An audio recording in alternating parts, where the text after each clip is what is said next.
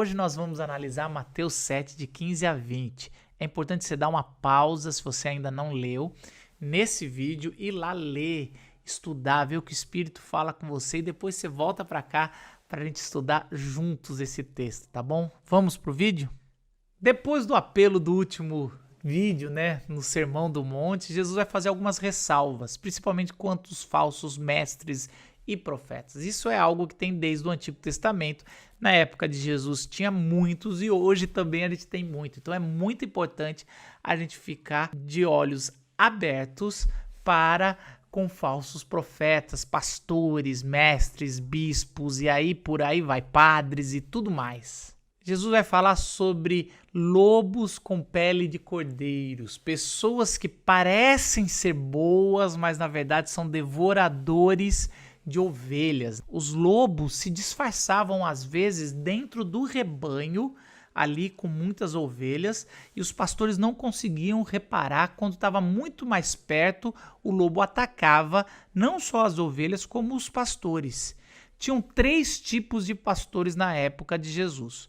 O primeiro pastor era o pastor mercenário, era o pastor que ficava ali na porta da cidade. Quando chegava um pastor que ia entrar, dormir, descansar, comprar alguma coisa, ele contratava alguém e esse pastor que era contratado, ele ia e roubava as ovelhas, ele ia e matava as ovelhas e vendia as ovelhas. Então ele era um pastor, era um lobo com pele de cordeiro, com pele de pastor. Então, na verdade, ele era um ladrão, um golpista.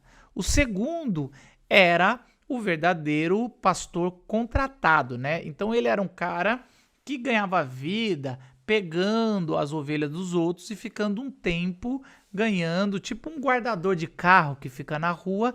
Ele era o guardador de ovelhas, Então o pessoal chegava com as suas ovelhas, eles iam entrar na cidade, não podia entrar com o rebanho dentro da cidade, então ele ganhava um trocado cuidando da ovelha. O problema é que quando chegava o lobo, ele era o primeiro a correr, ele não ia arriscar a sua vida para cuidar das ovelhas dos outros. Assim como o cuidador de carro, se vier o assaltante, ele vai deixar levar o teu carro lá na rua, dependente do trocado que você der para ele. E o terceiro era o verdadeiro pastor. O verdadeiro pastor era o que amava as suas ovelhas, ele cuidava, era dele, ele dava várias vezes a vida, colocava a sua vida na frente das ovelhas para cuidá-las. Então, às vezes, ele enfrentava o lobo, enfrentava o leão para poder cuidar das suas ovelhas. Na época bíblica, o verdadeiro profeta, pastor, era o que ouvia a voz de Deus e reivindicava para si ter ouvido a voz e falava para o povo. E o falso profeta, ele reivindicava a mesma coisa, mas ele falava a mentira. Então, no Antigo Testamento, tinha muitos falsos profetas que falavam para os seus reis e poderosos o que eles queriam ouvir. Então, na época de Jesus e hoje, pastores que querem falar o que o povo quer ouvir, coisas como prosperidade, coisas como poder, que você vai ganhar, que você vai ser curado, mas coisas que Deus não autorizou falar, ou falam coisas da Bíblia que não eram o contexto original, ou que a Bíblia não está autorizada a falar, usam o nome de Deus em vão. Esses são falsos profetas. Parecem pastores, bispos, padres, mas não são lobos em pele de cordeiro. É isso que Jesus está falando. Toma cuidado com eles. Jesus decide usar a figura do lobo porque é algo extremamente perigoso e voraz e extremamente camuflado entre as ovelhas. A figura que eles usam antes, que é dos cães e dos porcos, por causa dos seus costumes, os cães eram carniceiros, os porcos no seu costume sujo, é fácil de identificar esse público, ou esse líder falso, esse tipo de pessoa. Só que o lobo, Jesus está dizendo que é um pouco mais difícil de identificar. Por isso que Jesus muda de figura para dar a chave de interpretação para o falso profeta. Como a gente vai identificar o falso pastor, o falso líder, o falso padre?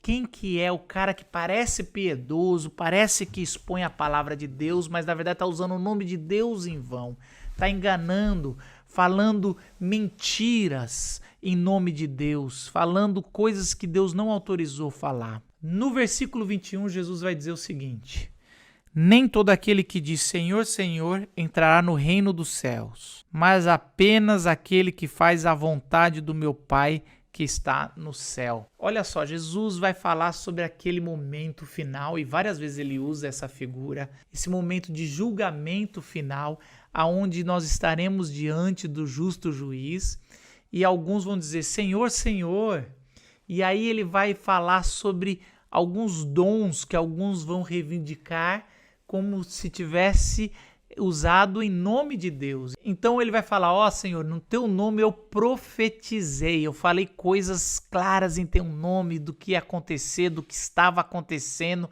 em teu nome eu expulsei demônios. Olha só, Jesus vai falar que essas pessoas expulsaram demônios e nenhuma vez falou que era um truque, era falso. Fala que essas pessoas expulsaram demônios e ele fala que essas pessoas fizeram muitos milagres. O que Jesus está colocando é que os dons não é o meio de identificar um falso profeta. Os dons, pelo benefício do mundo, são dados para os justos e injustos. Várias vezes são dados para pessoas que não são da fé. E às vezes você pode perguntar por quê? Eu, na verdade, não sei por que são dados também para pessoas que não são da fé. Uma ideia que eu tenho é que Deus tem tanta misericórdia do seu povo ou de quem sofre, que Deus usa até os ímpios para curar o seu povo, para trazer palavra de profecia para o seu povo, para tirar demônios de quem está sendo oprimido. Então Deus usa quem Ele quiser, até as pedras vão clamar quando Deus quer libertar alguém. Mas isso não quer dizer que quem está sendo usado é um homem ou uma mulher de Deus. Então qual é o critério que a gente pode usar para identificar um lobo no meio dos pastores, pessoas, os falsos profetas, sem julgar? É pelo fruto. Pelo fruto nós identificamos qual é a árvore. E aí é clara a diferença, né? Se Jesus usou uma figura que era difícil de identificar, que era o lobo e a ovelha, né? Porque o lobo sabe se camuflar muito bem e várias vezes se disfarçar de ovelha ali ou da paisagem que está ali, o rebanho. O fruto e a árvore é facilmente identificável. Ele fala assim, não vá só na árvore tentar saber qual árvore é. Coma do fruto ou veja o fruto e daí você vai saber de que árvore ela veio. Porque não pode vir um fruto de uma árvore ruim. E é lógico que aqui quando você fala de árvore, você logo pensa na árvore da vida e na árvore do conhecimento do bem e do mal lá do Éden. E existe um paralelo óbvio aí, né? A árvore da vida é Jesus. E Apocalipse vai dizer de uma árvore que está no meio da cidade. O que Jesus está dizendo é quem está plantado, né? Quem está enxertado nessa parreira chamada Cristo vai dar o fruto do Espírito. E esse fruto do Espírito, que é mansidão, humildade de Cristo, amor, paciência, bondade, delicadeza, autocontrole e muito mais, esse é só quem está em Cristo. Essa é a árvore verdadeira. Essa vai dar o fruto do Espírito. Não tem como uma uva vir de uma bananeira. Ela tem que vir de uma parreira. E aí você vai reconhecer se veio de uma árvore boa ou se não veio de uma árvore boa. Assim como a palavra de Deus também fala que não tem como da mesma fonte vir água boa e água amarga, a mesma coisa fala da árvore. Que a árvore boa plantada em Jesus só vai dar o fruto do Espírito. Na prática, o que isso quer dizer? Eu diria que são 3 características para você ver se o profeta, o pastor, o padre, ele é um homem de Deus, uma mulher de Deus. Primeiro, o fruto desse profeta e dessa profetisa tem caráter? Qual é o caráter desse profeta? Se é um caráter do fruto do Espírito, mansidão, se é o caráter de bondade, se é o caráter de paciência e aí por diante, é uma boa característica de que essa árvore é Cristo, é uma parreira enxertada no Cristo verdadeiro. Uma segunda característica é a mensagem toda desse líder, a doutrina que ele tem. Calvino diria o seguinte: a mensagem dos mestres estava de acordo com a instrução apostólica original e, particularmente, se confessava Jesus Cristo que veio em carne, reconhecendo assim sua pessoa divino-humana. A mensagem desse profeta, ela fala que Jesus é o Messias, verdadeiramente Deus, verdadeiramente homem. Essa mensagem ela é completa toda. Isso revela se esse fruto veio da árvore da revelação da palavra de Deus. E uma terceira característica, essa foi John Stott que vai falar, é sobre a influência, as consequências da mensagem desse pastor, desse líder. O que essa pessoa está fazendo? Está gerando impiedade? Está gerando dor? Está gerando divisão? Está gerando constrangimento? Está gerando ódio? Então, será que realmente esse líder é da árvore do amor de Cristo, da vida, da santidade? Então, essas três características vão dizer se o fruto veio da árvore verdadeira. Se tem caráter, se doutrinariamente está baseada em Cristo e se o que está gerando, né, se a influência ela é de vida. Queridos, isso tudo acontece porque muitas vezes não conhecemos a palavra de Deus. Olha só, se realmente somos discípulos de Jesus radicais, temos que ter amor pela palavra e meditar de dia e de noite.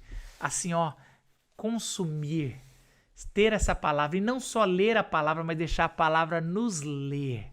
E assim não seremos enganados por falsos profetas, por lobos, e não seremos os lobos. Eu sempre peço misericórdia a Deus para eu não ser a pessoa que fala: Senhor, Senhor, eu profetizei, eu expulsei demônios, eu fiz milagres, e aí Jesus fala aquela palavra tão difícil: eu não te conheço, a parte de mim. Queridos, que nós sejamos um fruto dessa árvore perfeita chamada Jesus. E que todo fruto do Espírito possa sair de mim e de você. E que na nossa vida nós possamos pastorear verdadeiramente as pessoas. Independente do que fazemos no dia a dia, sejamos usados por Deus. Deus te abençoe. Amigos, no próximo vídeo a gente vai ler Mateus 7, de 21 a 23, os dois tipos de discípulos. Nos vemos no próximo vídeo.